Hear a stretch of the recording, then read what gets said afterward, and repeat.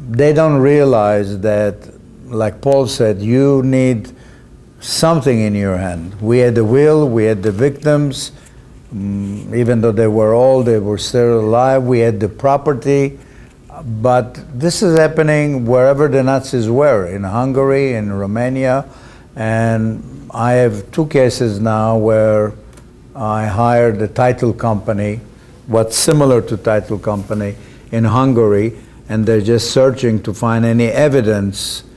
Unlike the Germans, Hungary, Poland, Romania, the building and real estate departments were destroyed. All the documents were destroyed.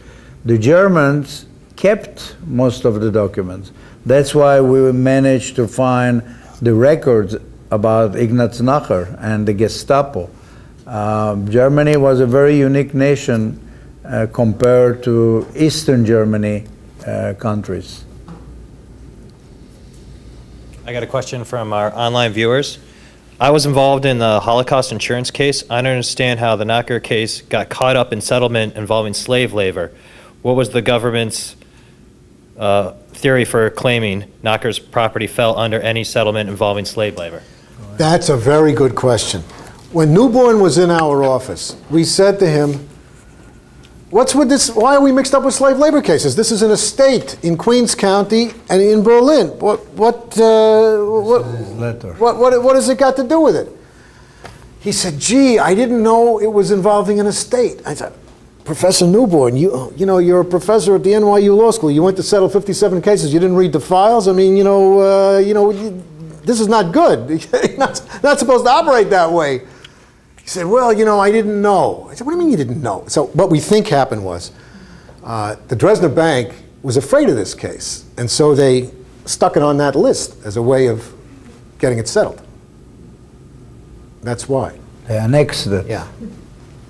I'm pretty certain that I heard, again, with a living person claiming the case, there was a very large gallery in France, and Goebbels himself confiscated most of the art from that particular family, that particular person's daughter, just recently collected most of the art, and of course the value of it Couple of weeks ago. multiple millions. And so I guess the issue was no slave labor, and it was also the case that you did have a living heir and lots of evidence as to what was stolen. Did they and sue what in was- France? I think 12 they weeks still, ago. I'm not certain of the details. That but might I have know been a that way they did out. recover that thing, and are now recovering it right now. Yeah.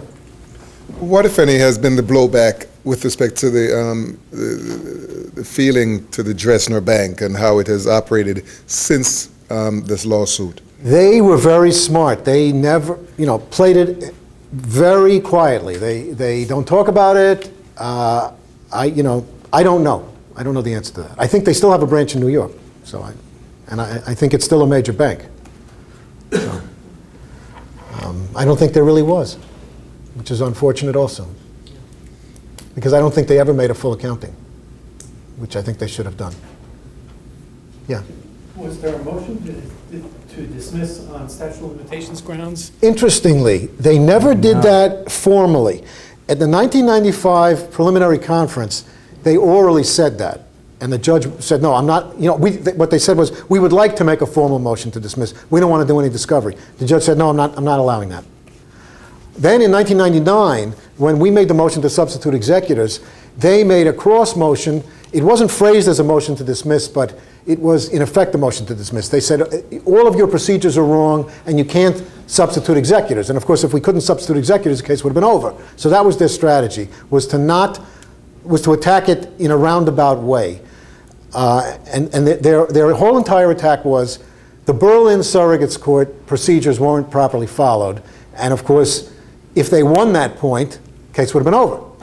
So yes, it was a motion to dismiss, but it was not a CPLR type motion to dismiss, but it really was. So your theory of the Cold War being a war was not tested? No, well, see, I thought the judge hearing it would then go into all of this, but he didn't. He said, I'm not, one page, case goes forward, that's it. One paragraph. very, very New York State Supreme Court. They got thousands of motions. They can't have time to write a long decision. When you're in the federal court, you get a 55-page decision because if you ever go there's like 2 cases on the calendar. When they say they're busy, they're not busy. You kidding? They're doing anything. When you're in a state court, you go there's 100 cases on the calendar every day. There's motions piled like to there. So if you know law secretaries, they'll tell you, look, spend 5 minutes on each motion. You grab us in the first 5 minutes, or that's it, folks. We're not reading the rest of it. So, a word to the wise, by the way. 10 pages tops, any motion. Doesn't matter how complicated. That's it. Because they won't read it. Were you surprised that the records of seizure of the different properties were maintained in Germany? And was it considered historical value over there to keep these records? This was a cultural trait. They're big record keepers. Schutz would sit there and say, oh, yes, we have records of everything. It was amazing. They big record keepers. They had records. And Nacher was a big record keeper. He had records of everything. Well, answering some of your questions, we had almost 5 huge boxes of German documents from the court system. And Sebastian had, I would say, maybe another 15 boxes. This is all evidence nobody could deny in Germany. That's why the courts ignore the statute of limitation. I have a comment to that question and a related question. So I was involved in way back when, an insurance coverage type of case, and there was a German insurance company involved, and there were minutes of every single board meeting that had ever taken place since the beginning of the company in like 1887. Right. Every month or however long it was. So yeah, it's just the culture. But related question, I think you said earlier that Mr. Nacher himself had the records of when the deeds were signed over. Why would they have given him, would they give him a receipt? No, he kept copies. Remember, he was vice president of the company, so he had all the company's records until the day they kicked him out. So he had them. But did he have the records of actually been forced to sign the deed Yes, over? I mean, think he smuggled them out in his Yeah, briefcase, when he got kicked out of Germany. And he had them all those years, and he put them in my hands. What a day that was. I couldn't, He couldn't do anything because the properties were under the Soviet Union control, the communist regime. Maybe he wouldn't need attorneys if he survived after the unification of the 2 Germanys. He could have hired an attorney in Germany and probably succeed as much as we did. But when he was actually sitting there being forced at gunpoint to sign over the documents, he got copies of those documents that he signed over? You're confusing Ignaz with Ferdinand. Oh, I'm sorry. Ignaz is his uncle. Ignaz was forced out. Ferdinand was still there. He was the vice president. He must have gotten the copies. I don't know how he got them, but he got them. Well, maybe it's good. Well, thinking back on it, it was phrased as if it was a corporate dispute, as if somehow Mr. Ignaz Nacher was in a corporate dispute with the other directors of the company, and he was giving over his shares to solve this dispute. That's the way they were phrased. Also, like I said, Sebastian's biggest victory really is convincing the Berlin court to ignore the corporate entity and to deal directly with the heirs. That was the biggest achievement. If he lost that point and the court didn't care about the heirs that live all around the world, the corporation could take whatever and list a huge expense itemization for themselves, for the directors, for other shareholders, and give a fraction of what we received. Probably 100, 200,000 instead of 5 million. So that would be Sebastian's biggest victory, convincing the Berlin court to deal with the heirs. And then we had to prove that the heirs are in fact the heirs and that they were connected to Ignaz Nacher.